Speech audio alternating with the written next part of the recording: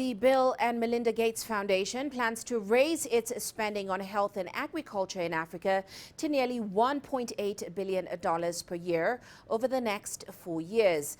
Now, in line with prior investments, healthcare will be a key focus for the foundation's work in Africa. Foundation co-chair Bill Gates says that the COVID-19 pandemic was a significant setback to immunization programs, as well as stalling progress in dealing with HIV/AIDS, tuberculosis and malaria. Now, over 270 million Africans are currently struggling to cope with hunger and famine as the effects of climate change ravage farmland. In East Africa, Kenya and Somalia are facing their worst drought in 40 years. In West Africa, the worst floods in a decade in Nigeria have displaced at least 1.3 million people. Now, compensation for damage done by climate change is one of the most contentious items currently on the agenda at COP27 this year.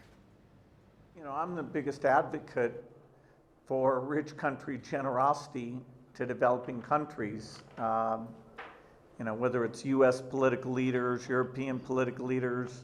You know, I was in Japan and South Korea a couple months ago.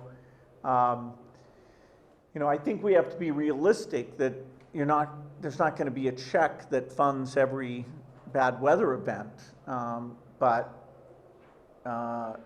you know, we need, you know, to have, in terms of justice, increased generosity. It does come at a tough time because the European budgets are deeply affected by the Ukraine war. And so right now the trend for aid is not to go up.